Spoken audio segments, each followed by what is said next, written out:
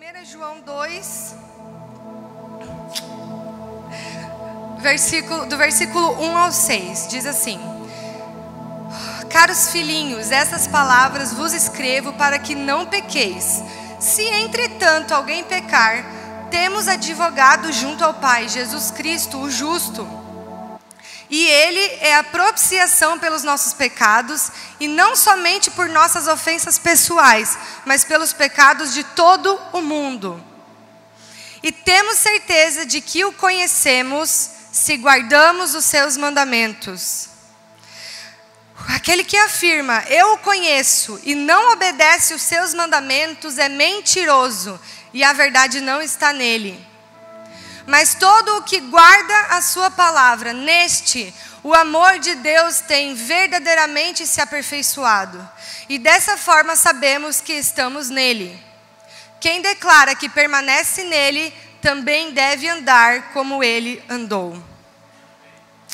E se a gente ler essa passagem rapidamente, a nossa mente que está condicionada à lei, parece que está falando assim, olha, se você não cumprir os mandamentos, Jesus não vai advogar por você. E não, o que João está falando nessa passagem são sinais, amostras que a gente pode analisar se temos mesmo Jesus na nossa vida ou não.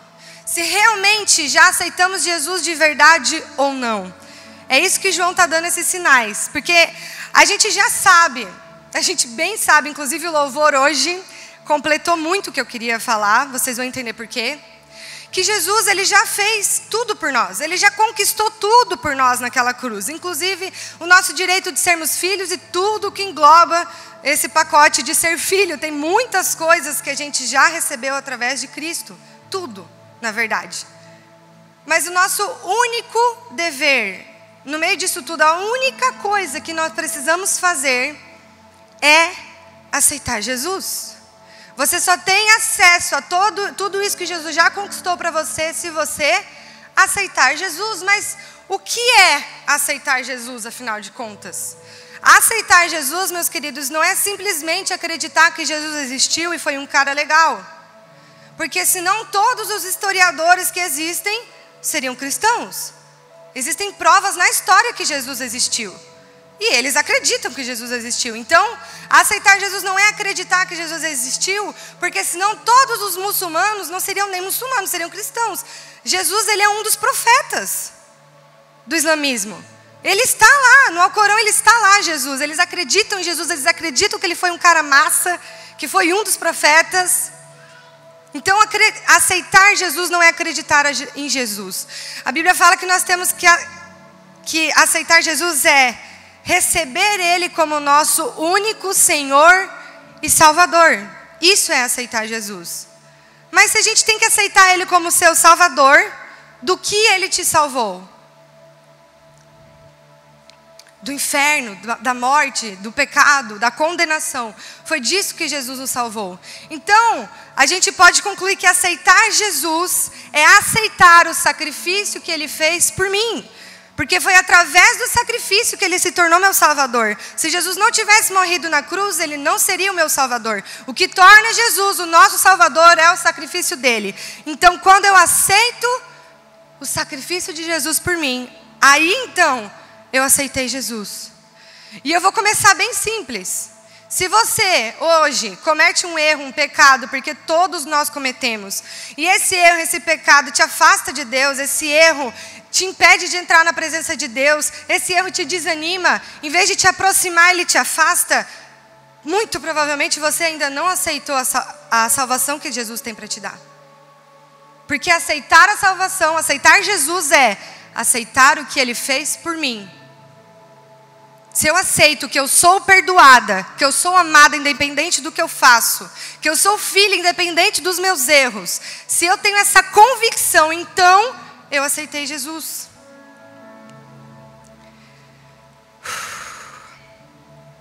Infelizmente, gente, muitas pessoas dentro da igreja mundial não aceitaram Jesus de verdade. Porque aonde Jesus está, você pode ter certeza que vai acontecer mudança. Jesus entra na sua vida para te mudar. E sabe por quê? Lá em 1 Coríntios 2,16 está falando que nós temos a mente de Cristo. Quando você aceitou Jesus, você recebeu a mente de Jesus. Então, automaticamente, naturalmente, o seu desejo é ser como Jesus. Porque a sua mente agora é a mente dele. O seu coração agora é o coração dele. Então, você deseja ser como ele, você ama o que ele ama naturalmente. É da noite para o dia? Não, é um processo. Como nós lemos no versículo 5. Que aqueles que guardam a palavra de Deus, neste, o amor de Deus tem verdadeiramente se aperfeiçoado. É um processo. Mas assim que você aceita Jesus, o processo começa. Se você aceitou Jesus, ou acha que aceitou Jesus, mas não mudou em nada, você não aceitou Jesus. E infelizmente, gente, muitas pessoas na igreja mundial não aceitaram Jesus ainda, inclusive pessoas em lideranças, pessoas com cargos nas igrejas. Hoje em dia inventaram tanto cargo para colocar a gente, porque tem que ter algum poder, o homem sempre corre atrás de poder. Pessoas em liderança, pessoas até, ouso dizer, pastores, que não aceitaram Jesus ainda. Sara, como é que tu está me dizendo um negócio desse? Gente, eu acho que é bem fácil. Os pastores é o que mais aparece, você olhar para um pastor e ver que aquilo ali não é coisa que Jesus faria. Os pastores, eu acho que é o mais fácil você entender se ele realmente está ali em amor pela noiva ou se ele está ali por ele mesmo. Mas existem, sim, pessoas no nosso meio, aqui, no Atração, hoje, que acham que estão andando com Cristo, mas não estão. E se você acha que eu estou exagerando, eu quero ler com vocês o que está lá em Mateus 13, do 24 ao 30. Se você acha que eu estou exagerando, Sara, será que não é os esquenta-banco que tu está falando? Aqueles que vêm só para ver o culto e vai embora? Será que não é só esses que não entenderam ainda? Tu está falando até as pessoas que servem na igreja, pode não ter aceitado Jesus. Até os líderes, Sara, tu falou pastores.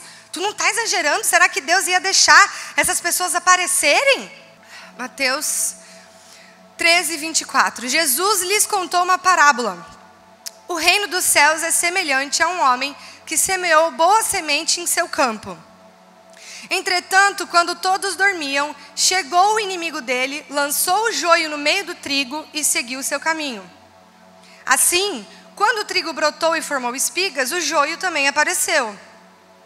Os servos do dono da plantação foram até ele e perguntaram: Senhor, não semeaste boa semente no teu campo? Então de onde vem o joio? Ele, porém, lhes respondeu: um inimigo fez isso. Então os servos lhe propuseram: Senhor, queres que vamos e arranquemos o joio? Ao que o Senhor respondeu: não, pois ao tirar o joio, podereis arrancar juntamente com ele o trigo. Deixai-os, pois, crescer juntos até a safra, e no tempo da colheita direi aos ceifeiros: primeiro ajuntai o joio e amarrai-o em feixes para ser queimado, mas o trigo recolhei-o no meu celeiro. Eu não sei se você ouviu a parte que o Senhor está falando: deixai-os crescer juntos. O joio cresceu, queridos. O joio apareceu. O joio não ficou lá quietinho. Deus não deixou nem arrancar o joio. Ele falou: não, trata tudo igual, cultiva tudo igual, rega tudo igual, não arranca nada, não arranca ninguém daqui. Deixa eles crescerem juntos. E por que isso? Por que o Senhor permitiu que o joio crescesse junto? O joio é algo ruim. O joio é conhecido como uma erva daninha, está ali só para atrapalhar. O versículo respondeu: porque se ele arrancasse o joio, ele poderia arrancar o trigo também. Jesus está basicamente falando assim: deixa o joio crescer, deixa o joio aparecer, deixa o joio fazer a imagem dele. Porque se você arrancar agora, a gente pode talvez arrancar um trigo que ainda não está maduro junto. Vou explicar para vocês. Sabe, eu fui pesquisar em relação a isso, eu falei: gente, por que não podia arrancar o joio? Tipo, é só não arrancar o trigo, né? Qual é a dificuldade? E eu fui pesquisar sobre isso, e eu descobri que o joio e o trigo são exatamente iguais. O trigo e o joio são tão parecidos que no mundo inteiro o joio é conhecido como falso trigo. De tão parecido que eles são. Sabe quando que a gente consegue diferenciar o trigo do joio? Alguém tem uma ideia? Pelo resultado que eles dão. A espiga do trigo é diferente da do joio. Só quando está madura, tem esse detalhe ainda. A primeira espiga, assim, que acabou de aparecer, ainda é igual. Só quando eles estão completamente maduros, que tu pode dizer, isso aqui é trigo, isso aqui é joio. Então Jesus estava falando assim, não arranca o joio. Não arranca o joio, porque você pode confundir que aquele trigo ali é o joio, mas na verdade ele só não é maduro. Então não arranca ninguém. Deixa assim, deixa crescer, deixa aparecer. Você não vai precisar arrancar ninguém daqui. Os frutos deles vão levar eles para o fogo. Os frutos deles vão fazer eles ser queimados. Os frutos deles vão dizer quem eles são. Então, queridos,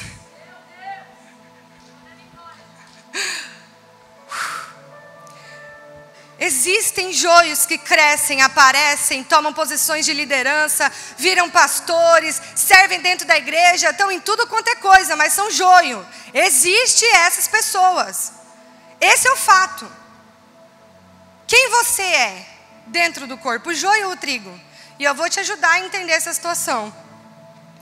Com essa informação que eu te dei até agora, eu tenho 2 pontos bem importantes para sinalizar. O primeiro é que se você julga o seu irmão que acabou de chegar, ou não, às vezes ele não acabou de chegar, mas você julga o seu irmão com as atitudes que ele tem hoje, porque ele não é confiável, porque, enfim, não é uma boa influência, talvez o joio seja você, e ele é só um trigo que ainda não amadureceu.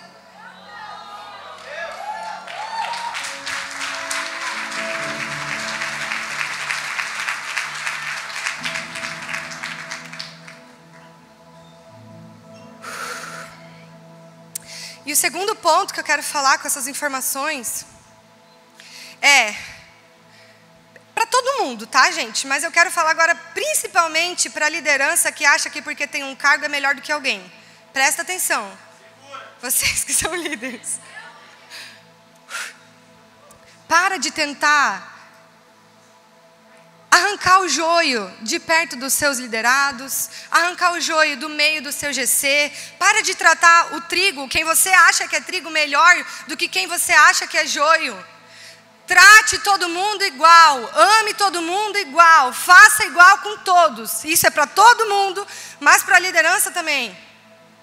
Trate todo mundo igual, regue todo mundo igual, cultive todo mundo igual, invista em todo mundo da mesma forma, acredite em todos que estão ao seu redor. Você não é Deus para saber quem é joio e quem é trigo. Você não é. E só vai saber quando essa pessoa crescer, aparecer e mostrar os resultados dela. Mas para o joio mostrar quem ele era, alguém precisou cultivar o joio. Para o joio mostrar quem ele realmente era, alguém precisou regar o joio. Alguém precisou investir no joio. Não seja você a pessoa que vai distinguir quem merece ou não o seu amor, quem merece ou não a sua atenção, quem merece ou não o seu cuidado. Isso é para todos nós, igreja. E eu estou falando o quê? Não só dentro do GC, mas lá fora. Às vezes você vê alguém na sua faculdade, no seu trabalho, que você julga assim, meu Deus, isso aqui merece ir para o inferno.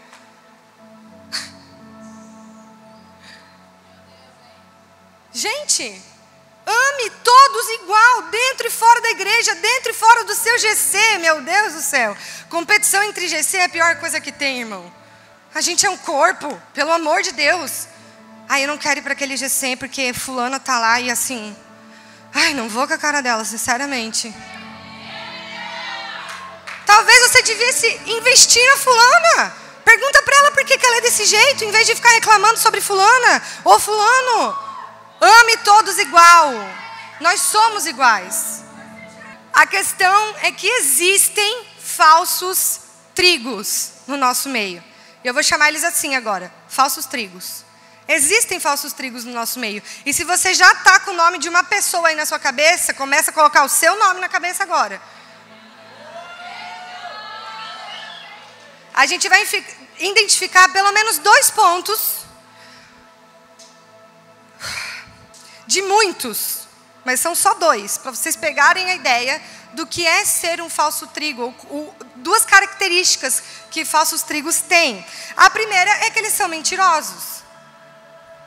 Começa por aí, eu acho que a palavra já diz, né? Falso, mentiroso, enganador. E o que a gente leu lá em 1 João 2,4 vai falar perfeitamente sobre isso. Aquele que diz, eu o conheço, mas não obedece os seus mandamentos, é mentiroso e a verdade não está nele. Como assim? Fica meio redundante nessa frase. É mentiroso e a verdade não está nele. Tá, óbvio, né? Não. O que Jesus está falando é uma pessoa mentirosa porque a verdade não está nele. Quem é a verdade? Jesus é a verdade. É mentiroso e a verdade não está nele. Se a verdade estivesse nele, não tem como você ser mentiroso se a verdade habita em você. Não tem lugar para a verdade mentir em uma pessoa. Segundo ponto é que o joio, ou o falso trigo, ele só atrapalha. Aonde ele está, ele só atrapalha. Eu pesquisei também, porque o joio, ele é considerado uma erva daninha. E eu falei, mas que grande confusão que ele causa para ser considerado um negócio tão ruim. E eu fui pesquisar. E, gente, na verdade, ele não faz nada com trigo, tá? Sabe qual que é o problema do joio? É que na hora da colheita vai ter um trabalho a mais. Ele está ali só para atrapalhar a colheita. O joio está ali só para atrapalhar a colheita. O que antes eles iriam recolher tudo de uma vez, guardar no celeiro, agora eles vão ter que separar joio, trigo, juntar o joio, amarrar o joio, queimar o joio. O que antes poderia ser só pegar tudo e vamos para o celeiro, galera. Vocês são tudo trigo. Mas não, então o joio está ali só para atrapalhar. Sabe que tipo de pessoa é o joio? É aquele tipo de pessoa que quando o líder pede para pegar junto no GC, porque o GC não está indo muito bem, ele pula fora. Mas para reclamar que o GC está chato é o primeiro. Para falar que o GC está entediante. Para falar que o GC está entediante, está a mesma coisa toda semana, é o primeiro. O joio que só atrapalha é aquela pessoa que está lá no meio do trigo. Ela está lá no meio, ela foi plantada junto, ela está sendo regada junto, está tudo junto.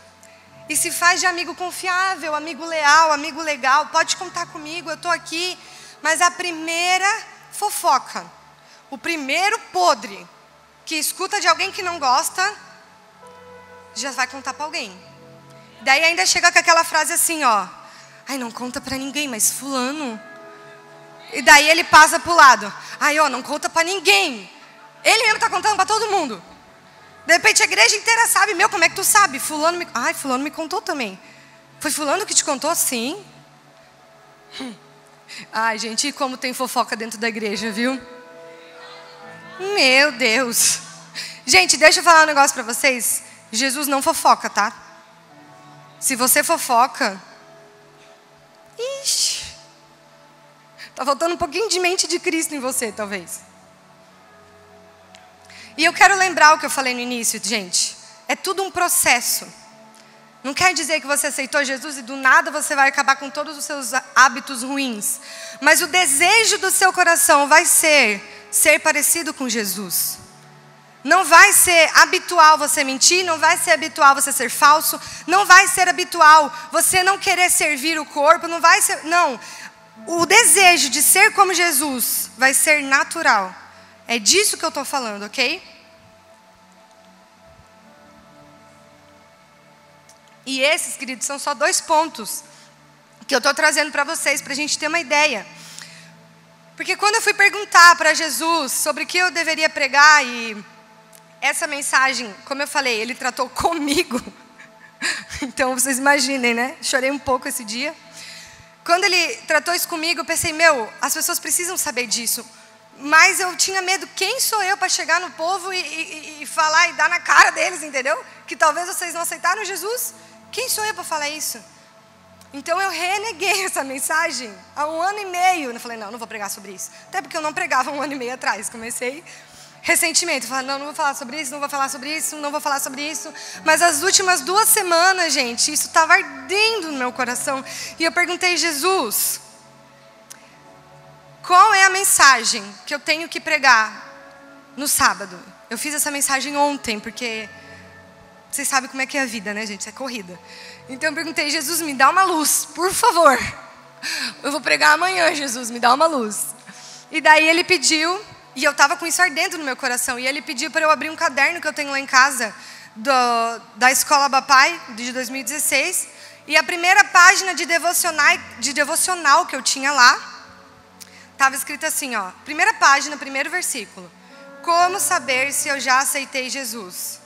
1 João 2, esse versículo que eu li para vocês. Ele pediu para eu pegar o caderno. Falei, ai meu Deus, chegou a hora de eu falar disso aqui. Eu perguntei, por que, Jesus, que tu quer que eu pregue isso? Ele falou, filha, porque tem gente achando que a graça é para qualquer um. Calma aí, a graça não é para qualquer um?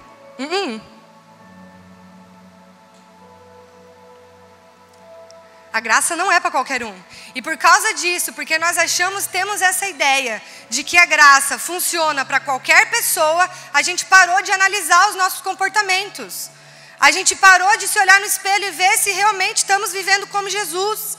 A gente parou de pensar se o que eu estou fazendo, como está atingindo meu irmão. Se eu estou fazendo o suficiente para a noiva de Cristo. A gente parou de pensar. A gente parou de analisar, porque afinal eu estou na graça. Essa graça banalizada. Gente, se você aceitou Jesus e os seus pensamentos não mudaram, as suas atitudes não mudaram, o seu jeito de ver a vida não mudaram, o seu jeito de ver os outros não mudaram, então você não aceitou Jesus.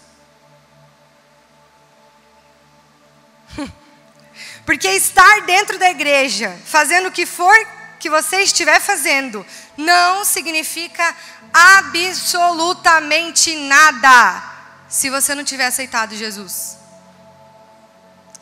Infelizmente, o ser humano é um negocinho complicado. Tem gente aqui dentro hoje com 1000 motivos para estar dentro da igreja. Para aparecer, para se sentir completo, para dizer que vai numa igreja, para achar alguém para casar. O ser humano, a alma do ser humano é complicada e a gente tem 1000 motivos para estar aqui. Mas nenhum desses motivos é suficiente na sua vida se não for por Jesus e por amor à noiva de Cristo. Nenhum desses motivos vai de fato importar. A graça de Deus, ela não funciona para todo mundo que vem na igreja. A aliança é com aqueles que aceitaram Jesus como Senhor e Salvador. E se você diz que aceitou, mas não mudou em nada, preste atenção. Não quer dizer que você tem que ser perfeito, querido. Como a gente já falou, é um processo. Mas a palavra processo é o quê? Algo em andamento. Se você está parado, não é um processo, é um repouso. Tem que ser um processo e não um repouso. Cada um tem seu tempo, cada um tem seu momento. Deus trabalha com cada um de forma única. Mas tem que haver um processo. Se você está no tempo da graça e nada mudou em você, alguma coisa está errada. Daí alguns de vocês podem estar me perguntando, Sara, mas não é muito básico falar sobre aceitar Jesus? É tipo a primeira coisa que falam pra gente quando a gente entra na igreja, que eu tenho que aceitar Jesus, não é tipo assim, muito básico? Querido, se fosse básico você já tinha aceitado. Mas você não aceitou ainda. Se fosse básico, o mundo inteiro já tinha aceitado. Aceitar Jesus verdadeiramente é coisa louca. Você tem que aceitar que alguém que você nunca viu na vida, só ouviu falar, morreu por você e pagou todos os seus pecados, todos os seus erros, conquistou um monte de coisa para você, conquistou filiação. Gente, isso é loucura. Isso é coisa de louco. Então não é básico aceitar Jesus, pelo contrário. Eu vou mostrar para vocês o que é aceitar Jesus de verdade. Abre comigo lá em Hebreus 11, 24 a 27. Meu Deus, eu vou falar um negócio agora. Pesado, pô. Ó, meu Deus. Pela fé, Moisés, você sabe quem é Moisés, né? Só para deixar claro. Sendo já grande, recusou ser chamado filho da filha de Faraó, escolhendo antes ser maltratado com o povo de Deus do que por um pouco de tempo ter o gozo do pecado, tendo por maiores riquezas o vitupério de Cristo do que os tesouros do Egito, porque tinha em vista a recompensa. Pela fé deixou o Egito, não temendo a ira do rei, porque ficou firme como vendo o invisível. Não sei se algum de vocês pegou o que eu acabei de ler. Gente, Moisés não é aquele cara que Deus deu a lei para ele? É esse cara, né? Eu tô falando, tá todo mundo sabendo quem é Moisés. Tá, então Moisés, ele é o cara da lei, onde tudo que você faz, onde tudo que você recebe é seu mérito, inclusive a misericórdia de Deus era mérito, tudo era mérito naquela época. O cara da lei, Moisés, deixou tudo, glória, título, dinheiro, mordomia, riqueza, tudo, para sofrer com o povo de Israel, ser perseguido pelo povo de Israel, ser conhecido como traidor. Por que esse cara fez isso? Se você acha que é difícil ser crente nos tempos de hoje, começa que você não sabe nada, porque não é difícil. Tem muito mais vantagem do que desvantagem. Mas se você acha difícil ser crente no tempo de hoje, ser cristão nos tempos de hoje, você não sabe o que é ser cristão no tempo da lei. Você não tem ideia. Porque hoje você tem opção de estar na graça. Naquela época não tinha nem opção, era isso e acabou. Então por que, gente, que Moisés abriu mão? No versículo 24 e 26 vão responder a gente. Pela fé, Moisés, sendo já grande, recusou ser chamado filho da filha de Faraó. 26. Tendo por maiores riquezas o vitupério de Cristo. Eu vou mudar essa palavra para você entender. A humilhação de Cristo. O sacrifício de Cristo. Vamos colocar sacrifício. Tendo por maiores riquezas o sacrifício de Cristo do que os tesouros do Egito, porque tinha em vista a recompensa. Meus queridos, se você ainda não pegou, eu vou te falar, Moisés aceitou Jesus. Sara, cala a boca. Jesus não era nem nascido ainda, do que tu está falando? Eu estou falando que Moisés aceitou Jesus, por quê? Porque a gente já entendeu que aceitar Jesus não é acreditar que ele existiu. Moisés não precisou ver Jesus existindo. Ele acreditou no sacrifício que ele iria fazer. Gente, é isso que a Bíblia está te falando. Tendo por maior riqueza o sacrifício de Cristo. Moisés foi movido pela fé no sacrifício de Cristo. Que nem tinha nascido ainda, que ia demorar zilhões de anos para nascer. Moisés, ele creu no que Jesus ainda iria fazer. E por causa disso, ele recebeu a mente de Cristo. Deixa eu te falar uma coisa, sem a mente de Cristo, sem o coração de Cristo, não tem como nós, homens, fazermos obras boas. Não tem como. Não existe bondade dentro do homem. Moisés fez o que fez, porque Cristo estava nele, mesmo que ainda não tivesse morrido, mesmo que ainda não tivesse nascido. Moisés creu pela fé no que Jesus ainda iria fazer, e por causa disso, ele teve a mente de Cristo. E por causa disso, ele conseguiu abrir mão de riquezas, mão de títulos. Gente, vocês têm noção que Moisés era neto de Faraó? Você não consegue abrir mão do seu tempo para orar por alguém, irmão? Moisés abriu mão de ser neto de Faraó para sofrer junto com o povo.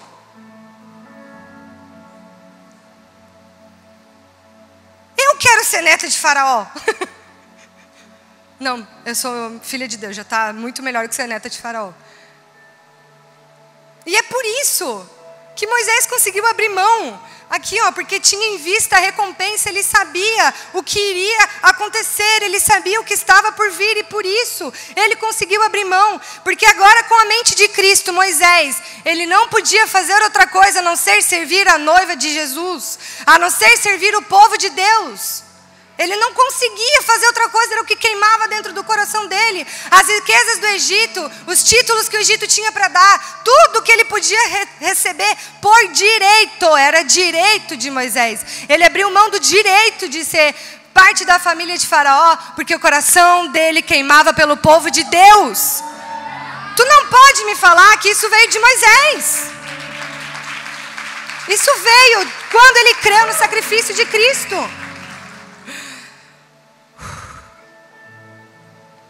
Então, meus queridos, não vem me dizer que você agora, no tempo da graça, tá? No tempo da graça, que você já aceitou Jesus, mas não tem como fazer parte dos voluntários para dar um bem-vindo lá na porta, senão a sua língua vai cair. Não vem me dizer isso. Não vem me dizer que você aceitou Jesus, mas você não pode fazer parte de uma escala para dar boa noite, bem-vindo lá na porta, gente. Vai cair a tua língua, né? Essa é a verdade. Não, Sara, se eu falar bem, essa palavra bem-vindo, agora não aconteceu nada, mas geralmente minha língua cai. Não, querido. Não vem me dizer você, líder, que aceitou Jesus, né? Mas acha que ser líder já é servir demais. Ser líder, eu não preciso fazer mais nada, já estou na frente de batalha.